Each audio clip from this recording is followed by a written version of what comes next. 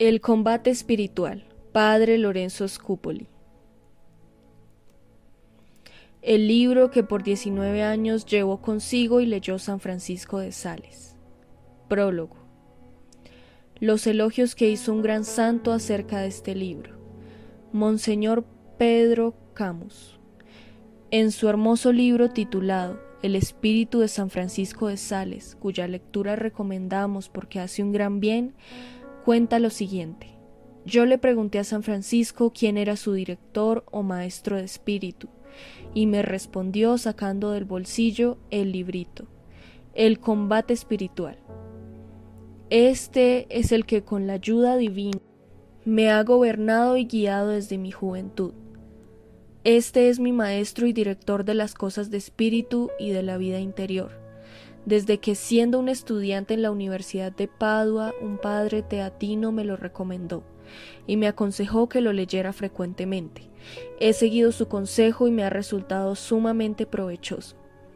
Fue compuesto por un sacerdote muy santo de esa comunidad. El mismo Monseñor Camus cuenta que aunque San Francisco de Sales estimaba y aconsejaba mucho el bellísimo libro Imitación de Cristo, sin embargo aconsejaba todavía más la lectura de El combate espiritual. Y añade, entre los libros de lectura espiritual que me recomendaba nuestro santo, por el que más alta estimación sentía, era por El combate espiritual.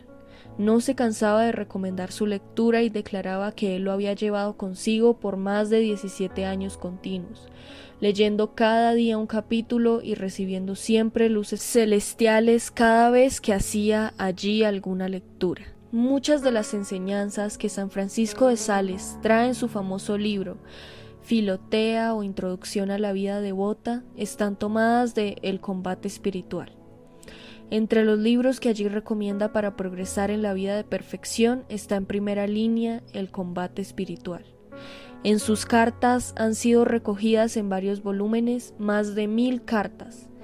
Gran doctor de la Iglesia, San Francisco de Sales, y en varias de ellas elogia mucho a su querido librito El combate espiritual. Veamos algunos ejemplos. En la carta 32 dice: este otro libro que está leyendo es bueno, pero es algo confuso y difícil. En cambio, el combate espiritual es mucho más ordenado, más claro y le hará más provecho al leerlo. En su carta 55 afirma: el combate espiritual es un libro sumamente provechoso.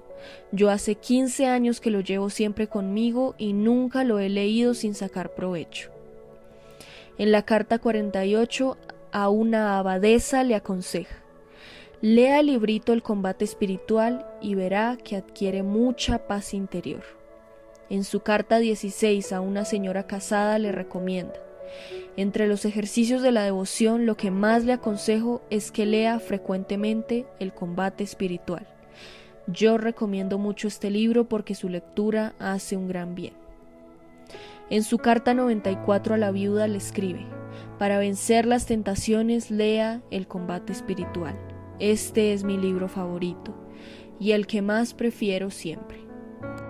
Desde hace 18 años lo llevo siempre conmigo y no lo leo jamás sin conseguir provecho para el alma.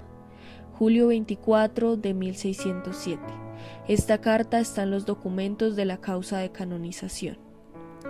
A una persona que había sufrido una gran pena le escribió su carta 75, en la cual dice: para conseguir la gracia de aceptar en paz las penas que nos llegan, ayuda mucho leer El combate espiritual, que tantas veces le he recomendado. Este librito trae doctrinas provechosísimas que le dan al alma mucha paz.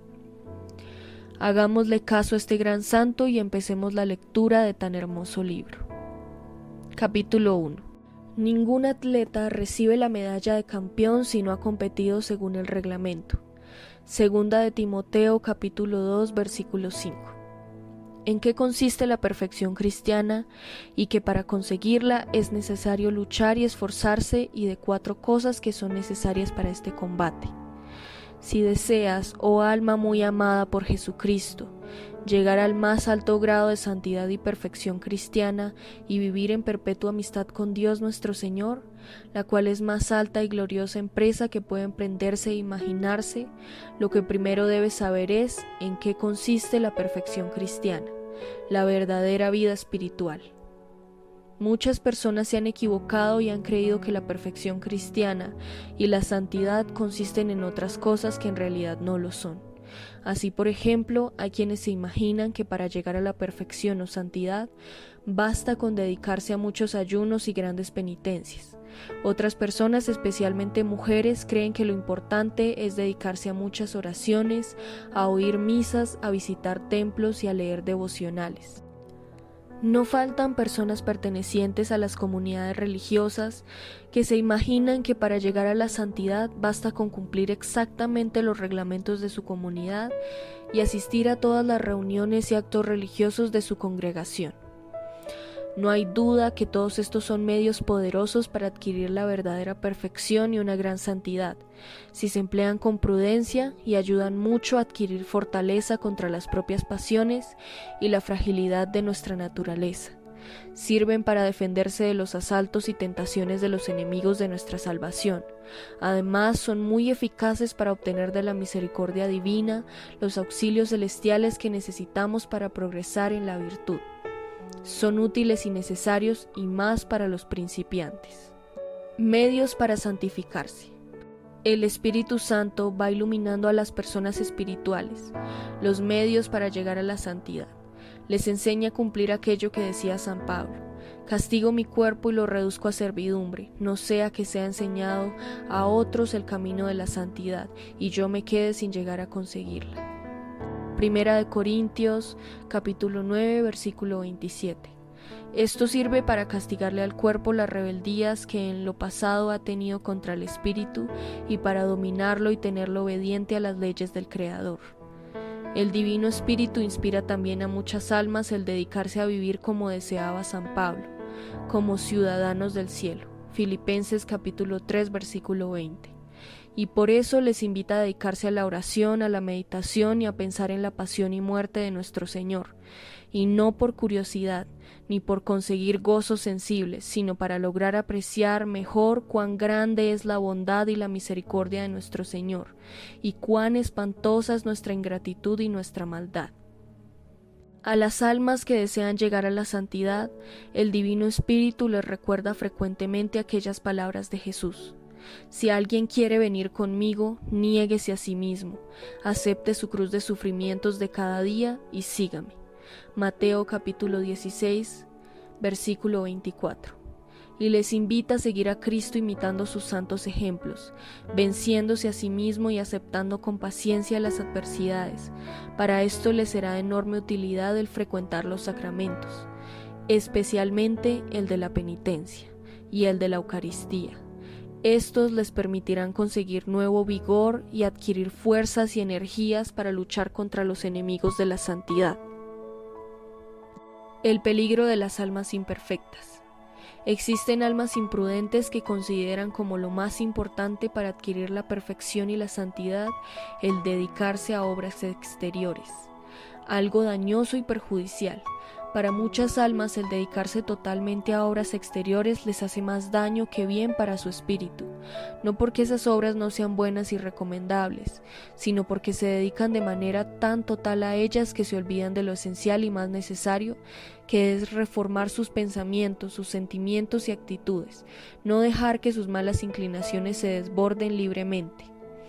Estas les exponen a muchas trampas y tentaciones de los enemigos del alma. En este caso sí que se podría repetir la frase de San Bernardo. Le escribió a su antiguo discípulo Eugenio. En este caso sí que se podría repetir la frase que San Bernardo le escribió a su antiguo discípulo Eugenio, que era sumo pontífice en ese entonces. Malditas ocupaciones, las que te pueden apartar de la vida espiritual y la santificación de tu alma. Una trampa. Los enemigos de nuestra salvación, viendo que la cantidad de ocupaciones que nos atraen y nos apartan del verdadero camino que lleva a la santidad, no solo nos animan a seguirlas practicando, sino que nos llenan la imaginación de quiméricas y falsas ideas. tratando de convencernos de que por dedicarnos a muchas acciones exteriores ya con eso nos estamos ganando un maravilloso paraíso eterno, olvidando lo que decía un santo. Ojalá se convencieran los que andan tan ocupados y preocupados por tantas obras exteriores, que mucho más ganarían para su propia santidad y para el bien de los demás si se dedicaran un poco más a lo que es espiritual y sobrenatural. De lo contrario, todo será lograr poco o nada o menos que nada, pues sin vida espiritual se puede hasta llegar a hacer más daño que bien. Otro engaño. Existe otra trampa contra nuestra vida espiritual. Es que durante la oración se nos llene la cabeza de pensamientos grandiosos y hasta curiosos, agradables acerca de futuros apostolados y trabajo por las almas, y en vez de dedicar ese tiempo precioso a amar a Dios, a adorarlo, a pensar en sus perfecciones, a darle gracias y a pedirle perdón por nuestros pecados, nos dediquemos a volar como varias mariposas por un montón de temas que no son oración, y aún como moscardones a volar con la imaginación por los basureros de este mundo. Señal que demuestra el grado de perfección. Aunque la persona se dedique a muchas obras externas y pase tiempos en fantasías e imaginaciones, la señal para saber a qué grado de perfección ha llegado su espiritualidad es averiguar qué cambio y qué transformación han tenido su vida, su conducta y sus costumbres. Porque si a pesar de tantas obras y proyectos siguen deseando siempre que les prefieran a los demás, se muestren llenas de caprichos y rebeldes, obstinadas en su propio parecer, sin querer aceptar el parecer de los otros, sin preocuparse por aceptar el parecer de los otros y sin preocuparse por observar sus propias miserias y debilidades, se dedican a observar con ojos muy abiertos las faltas y miserias ajenas, repitiendo lo que tanto criticaba Jesús. Se fijan en la basurita que hay en los ojos de los demás y no en la viga que llevan en sus propios ojos. Esto es señal de que el grado de su santidad es muy bajo todavía. Y si cuando alguien se atreve a herirles algo en su propia estimación con críticas u observaciones o negaciones de especiales demostraciones de aprecio, estallan en ira e indignación, y cuando se les dice que lo importante no es tanto el número de oraciones y devociones que tienen, sino la calidad y el amor a Dios y al prójimo que hay en esas prácticas de piedad, se enojan, se turban y se llenan de inquietud y no aceptan esto de ninguna persona. Con ello están demostrando que su santidad es demasiado pequeña todavía, y más si cuando nuestro Señor, para llevarles a mayor perfección, permite que les lleguen enfermedades, contrariedades, pruebas y persecuciones. Entonces sí que manifiestan que su santidad es falsa, porque estallan en quejas, protestas y no aceptan conformar su voluntad con la santísima voluntad de Dios. Un pecador muy difícil de convertir. La experiencia de cada día enseña que con más facilidad se convierte un pecador manifiesto que otro que se oculta y se cubre con el manto de muchas obras externas de virtud, porque a estas almas las deslumbra y las ciega de tal manera que su orgullo, que es necesaria una gracia extraordinaria del cielo para convertirlas y sacarlas de su engaño.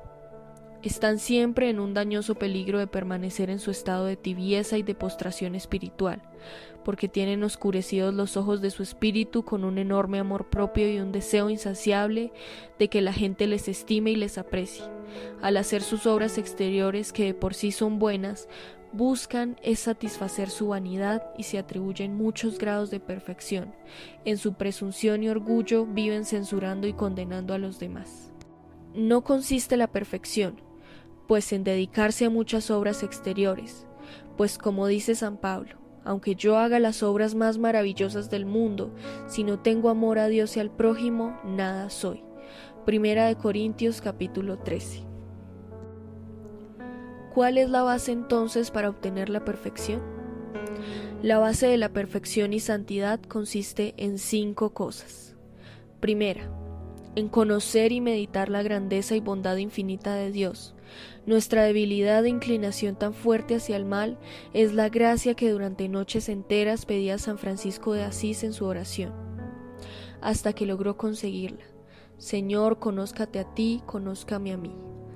Segunda, aceptar ser humillados y sujetar nuestra voluntad, no solo a la divina majestad, sino a la persona que Dios ha puesto para que nos dirijan, aconsejen y gobiernen.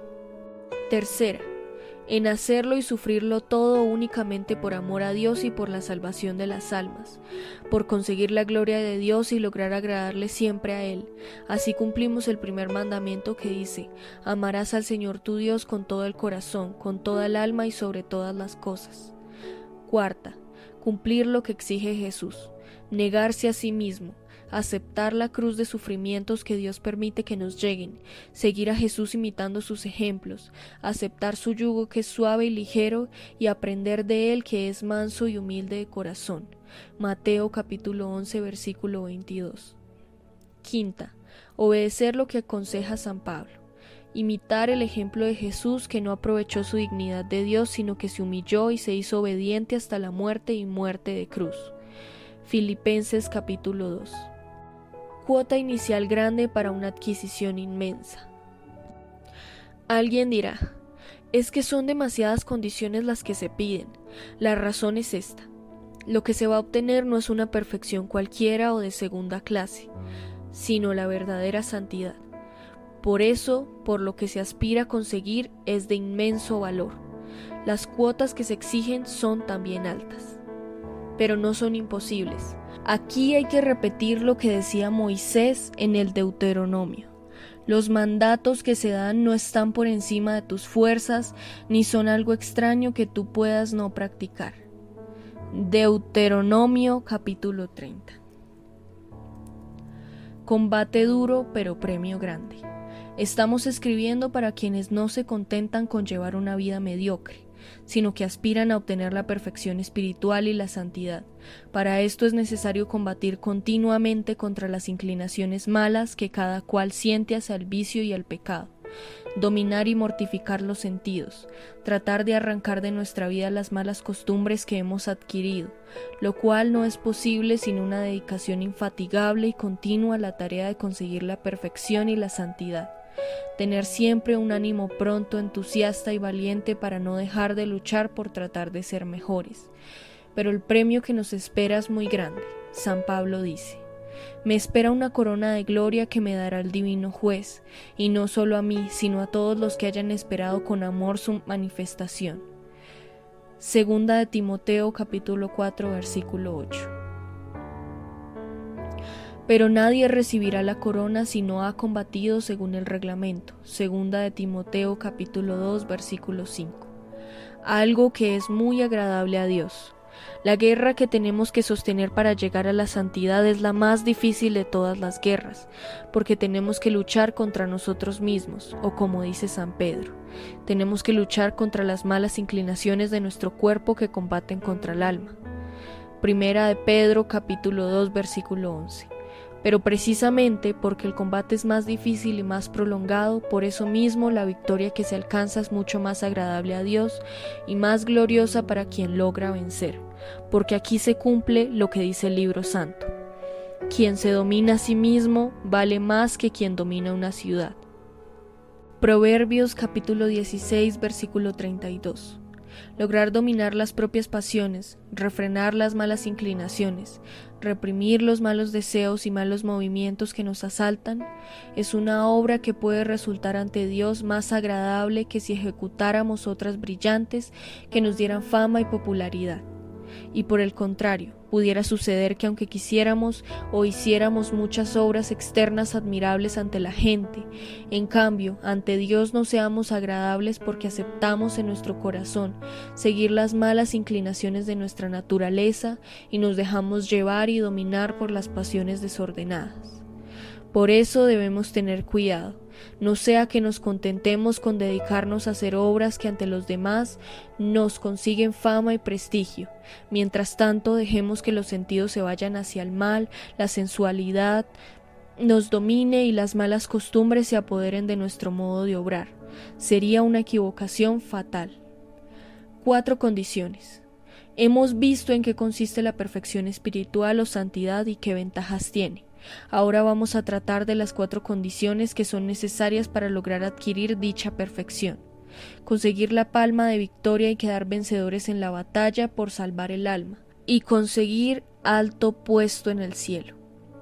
Estas 4 condiciones son: desconfianza de nosotros mismos, confianza en Dios, ejercitar las cualidades que se tienen y dedicarse a la oración. Las vamos a explicar en los capítulos siguientes. Te invito a suscribirte al canal, comentar, compartir y visitarnos en nuestra página de TikTok para encontrar más recursos, más reflexiones y llegar todos a la santidad. Encuentra libros, audios, recursos de fe en nuestro link de Drive que se encuentra en el canal de YouTube. Te esperamos.